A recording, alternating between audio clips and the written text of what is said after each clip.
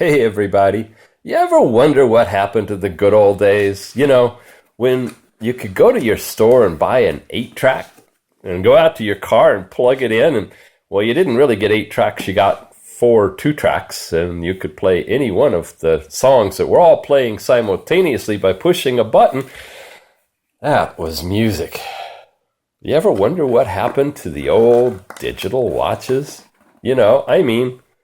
A plain old digital watch. Yeah, I know the 8-tracks are totally gone, but you can still get these things at Walmart or Kmart or your local drugstore, right? And they do pretty good. They tell time, stopwatch, alarms, countdown timers, count-up timers. Well, what goes around comes around. No.1 has just come around. And they have released, of course, a smartwatch. It's a smartwatch channel, after all, that you're watching, right? But this is not your typical smartwatch. This is like a Casio. It's like this. This is my favorite watch of all. Everybody asks, what's your favorite? This watch, this little digital watch, over 10, maybe even 15 years old now. The battery's never been changed. Little digital trans-reflective screen. They didn't even have words like that back then. This thing is awesome. I still wear it from time to time. Fun to pull it out of the closet to show you guys. Well, we go from this. And at the price point was the same, mind you. This was a very fancy, dressy watch. Cost me about $20. Really. I mean, that was big back then. Well, for $22, maybe even lower with a coupon. You never know. Check the show notes. Gearbest has sent us out the No.1. Yep, matches F2. The F2, wait till you see this monster. The F2 is a smartwatch. It's got Bluetooth in here. Bluetooth 4.0 in a Casio. I'm sorry. They're all Casios to me when they're these little plain old screens. It's got all this stuff going for it. You can do remote camera. It's got a thermometer built into it, UV, altitude information in a digital watch. Folks, it's a digital watch. But you know what? It's a smartwatch too, because it can do all these things. It can receive notifications. No, I'll go ahead and answer the questions I'm inevitably going to get. You cannot read your WeChats. You can't reply to your SMSs. It doesn't have a keyboard. In fact, you're lucky if you can see the icons. But it does tell you when things come in that something has happened. Let's take a look. We got ourselves a Chinese-English manual here. And behind this is... Wow. Wow. Not for the faint of heart by any means. Wow. You have the first smart brass knuckle. Ba-da-da. All right, I'll settle down. Sorry.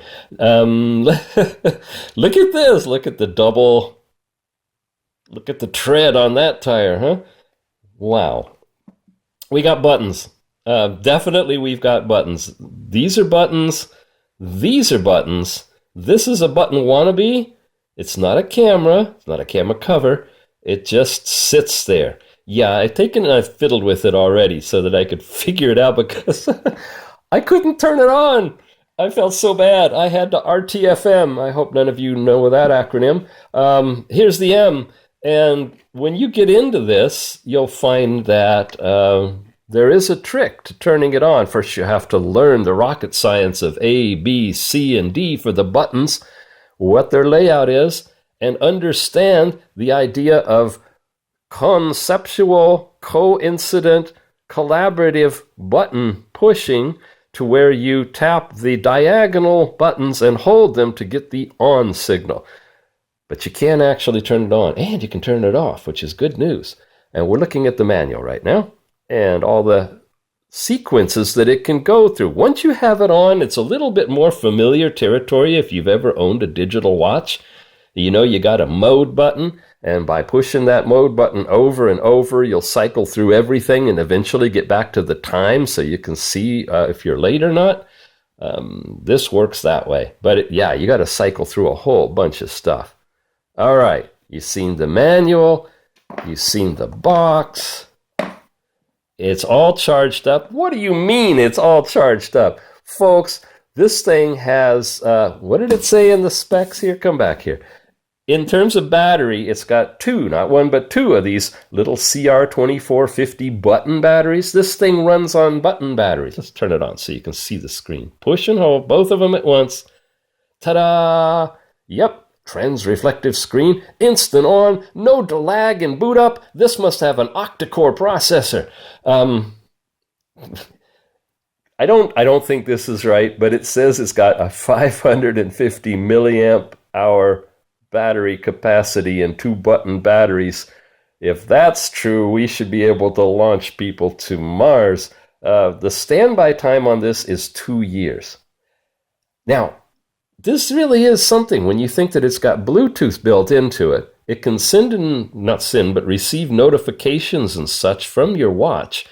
And it does all these regular features and still have a standby time of 2 years, and they're claiming at least a year before you need to deal with the batteries. Now, somewhere it said you recharge them, and I've looked all over, and there's no USB connection or anything like that. So my guess is you pull the back off, you go to your drugstore, and you buy one of those 2-pack of batteries for $3, and you pop them in there, and you're good to go for another year. It's got a light. You ready for this? Let's hide it. Oh, can you see it? Yeah, see it glowing? Little light there. There. See it light up? Does that bring back fond memories? Yeah? You remember sitting around trying to light a match at a campfire, but you can't see the matches? And you push that and you could barely make things out on a dark night? Ah, I miss these days of these wonderful digital watches. Now, I'm getting excited, you can tell. You see these things across the top? Those are your symbols that have to do with the Bluetoothing stuff. And the one on the far left, that's your full-on Bluetooth. And you press and hold it, and it'll go on and off. There, it went off. It's no longer lit, and it popped right back on again.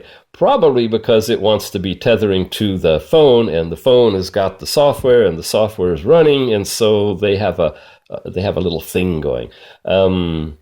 These are the notifications that go across there. They're little icons for this and that and the other thing. The one that looks like a phone, if you can see that, is obviously a call that's coming in. A message or email or something, and I think that's a camera for the remote camera function. Now, all the stuff around the bottom is what you're going to get to when you cycle through the mode. And the mode button is over here. So we press it once. And you get the number of steps that have been walked on the watch today.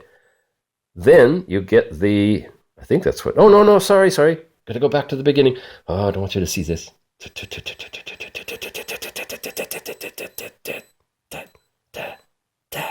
Okay, back to time. From the top. When you push it once, you get the current date. It's February the 24th.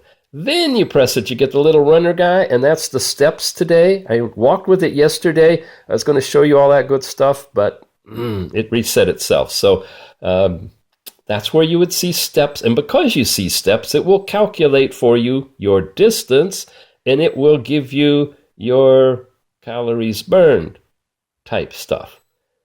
Then you get into an alarm, so you can set alarms. That's the little bell. And then you get a stopwatch, and I started it almost 24 hours ago. It's still running. You stop it or pause it. You can start it. You can stop it, and you can reset it, just like on a digital watch. Then you get into this. There's the temperature in centigrade. I can't figure out how to turn it to Fahrenheit. But guess what? On the app, it shows up in Fahrenheit. I can't figure out how to change it to centigrade. Never can get exactly what you want everywhere. There's the temperature. Then you get this, which is your altitude. No, your barometric pressure reading in, gosh, help me out on here, millibars, millibars, something or other in 1,000. I should have been a weatherometer. 1,000, but I want to press that quickly so that you see that it's down 10.4. I think that's 10.4 feet. So I think it's giving you your altitude differential based on its baseline, which is maybe when you turned it on. Little hard to figure that out, but that's great geek stuff at school when you're sitting bored in history class. So that toggles on that one. I found that out. Then you get here, and that is the sun, and nothing toggles it. That is the sun, my son. That is telling you your UV. And somewhere, somehow, there must be a cheat sheet that tells you what a 3L is. But it's something to do with the UV. So those are all of the functions that you run through on the watch. You have the light on this side. You press and hold it, and you burn your battery out, I guess, because you're leaving the light on long. You press and hold the mode key, and nothing happens. These are all the things you got to try to figure out what a watch does. Press and hold the top one, and nothing happens? I thought that turned it off. Oh no! Press and hold the bottom one. Okay. That's how we go into manual setting of the time. Manual? Who uses manual? Yes, of course. When you're tethered to Bluetooth, boom, instantly the time and the date all gyrate correctly to what your watch and phone are saying it is. Speaking of, I'm going to take a breath, get the phone and show you the tethering app. So the app you need to download from the Google Play Store, you can, scan that little code thing in here if you want to, but I'm telling you, you're going to download Fondue Bracelet. Bracelet. Yes, that's the one you want. That is the pairing app that will hook up to this amazing, wait a minute, where'd it go? This amazing smartwatch, digital smartwatch, yes. We have me, we have you, and then we have more. So in more is where we make sure that we have everything set right on the watch. We have the Bluetooth on. I'm trying to verify that I'm actually paired. I think I am, because you see up here, look at that. It's got the temperature. Now, those of you who can convert in your head, I'm going to mode us on over. This is called the modus operandi. 26 degrees centigrade, and I'm getting 78 degrees Fahrenheit. See? It says it's common UV right now, 1012 PA. Is that what we had here? Yeah, that's that one. Oh, press it before it changes. Yep, 1012. See that? And minus 34.1 feet. Now if I press... Gosh, you got to be fast on this. Come on. There. Okay, I'm getting minus 10.4. This is saying it's minus 34.1 feet. So I don't know, maybe that's meters and that's feet. Does that sound right? 10 meters is about 34 feet. I know a lot of guys are pulling out their slide rules right now, aren't you? So I got some stuff here, just some basic information. Then I've got this page. And this page tells me steps, says it's run, and I got a goal set somewhere. Everything's 0 because it's a new day. And I got 2 pages here. So if I slide that way, it also says sleep monitoring. So this thing can monitor your sleep. I can't wait to wear this thing to bed, hit myself in the head. Oh, Lordy. Yeah, I haven't showed it to you on, have I? I got to really do this right this time. Sometimes I fake it and just wrap it, but you got to see this. Monster truck. All right, there is a... How do I do this? Gender specific. This is it's a watch. It's a big watch. Really big watch. I mean, it's really big. I would love to see. Maybe I gotta look this. When a lot of times the sites that this one's from Gearbest. We got to check and see if they've got a video, because I know a lot of times they get their support people to do a little quick 1 or 2 minute video, and I'm just dying to see a Chinese lady support helper person with a wrist that's about that big wearing this watch and demoing it. That's going to be fun. Anyway, I'm sorry, folks. It's a fun day over here. We can set a target I'm back in the Me. The Me lets you set your step target of how many steps you would like to run, walk, whatever that day, and it shows you the zones. And they're saying that to really be healthy, you got to get up over 14,000 to don't be tired. Or maybe that's a warning. Don't be tired. You've walked too much. Okay, healthy lifestyle is in the green zone from 9,600 to 14,500.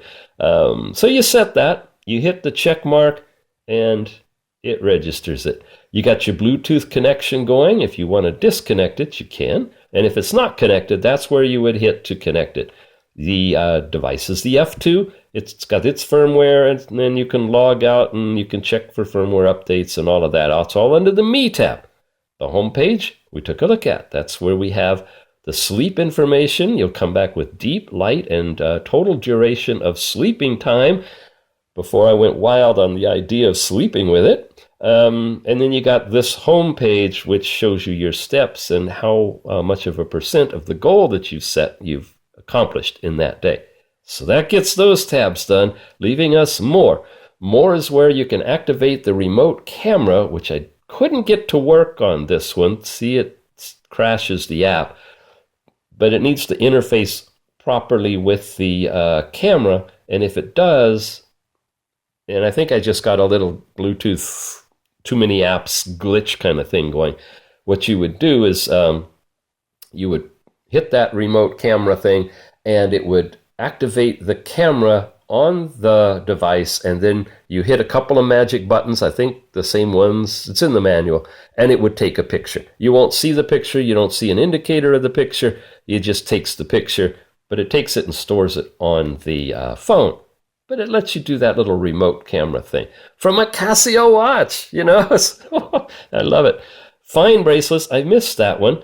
And it says it's, oh, wow, Bluetooth not connected. Did I just pop ourselves out of here? Bluetooth connection. Well, now you get to see how you connect it. It's off. Look at that. The signal. Oh, it's coming in and out. I think it's in the seek mode. So we scan. Search. Okay. We got to go through everything. We're going to press and hold. Yeah, took it off. Press and hold again. There. Now it's on. And now we go into search. There we go. You see the F2? Tap the F2. It's loading. It's pairing. And we're done. And we're bound and all of that. So when you crash the app, it's not a good thing. Finding the bracelet. I tap that.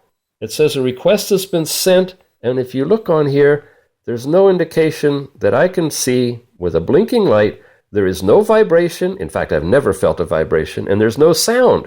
Now, I don't know how alarms and things are supposed to work if you don't have sound and you don't have vibration. But I haven't experienced that yet with the watch. So your little phone thing might be blinking on the watch. It's not going to light it up either. So I don't know how you'll know. That's something that needs to be worked out. Notification of new messages. This loads up all of the apps that you have in here. So I think that third one or second one over from the left is probably your notifications. And you can decide which apps you want to have notifications sent to you. Or you can select all of them, which is really great when you have that ability. Or, of course, you can deselect all of them. And you can enable the whole thing by going here, and it brings up the administrative software where you have to check the Fun-Do bracelet to activate the possibility of the phone sending the notice to your watch. Ah. All right, that's notifications. Call and SMS are separate because they have their own little icons on here. And you have a do not disturb sign where you can actually set the time between when you want it to start and stop in terms of notifying you of all of the things that you've selected for it to notify. And you got a whole sedentary reminder thing going on too, where you can set the time to start and stop monitoring or notifying you of your sedentariness, and you can set in 30-minute increments when you would like to be notified. There's also a threshold in steps. So I'm guessing that if you walk 200 steps in 90 minutes, it won't notify you that 90 minutes. But if you don't walk at least that, you're going to get notified. Again, I don't know how. It really needs to beep or vibrate or electrically stimulate my arm or do something. I haven't had it do that for anything yet. Yeah, I don't know. That's one little missing link. Okay, alarm clock settings. You can add an alarm clock, it says, and then that presumably gets pushed to the watch. I really hate to do that because every now and then I do them on these videos and I forget to turn it off. And then it's like the guy with the cuckoo clock shop and something's ringing at 2 a.m. and you have no idea what. It's happening here. And it drives Mrs. Tix to talk. Gesture control. This doesn't apply. And maybe some of the other stuff doesn't apply either. It doesn't apply because this app is made to go with a lot of different devices, and those other devices don't have the always-on screen. So there's no need to splash by raising your hand or screen splash by the wrist turnover because it's always on. But you can change right hand to left hand, but I notice when I do that, absolutely nothing else changes. You'd think maybe if you had it on the right hand, it would turn the whole display upside down so lefties could wear it and it would look right on the left. Left on the right. But it doesn't. So there's a few things in the app that don't directly correlate with the watch, but the rest of it looks like it pushes that information to here. So what do you think? You ready to go retro? You ready to really have a smartwatch that's like a regular old digital watch and just blow your friends off the planet? It really does work, and I love how the app has all that historical data that it can collect from the watch. All we got to do is figure out how it's pushing those notifications to you and how you're aware of them, because I couldn't get any sound or vibration, but it's just probably a little issue I have, and I'm sure the watch does all that. We just got to figure it out. So $20, gonna get yourself one. Gearbest. Check the buying links down below and give us a thumbs up. And if you haven't subscribed, we'd love to have you join our almost 19,000 plus subscribers. Thanks for watching.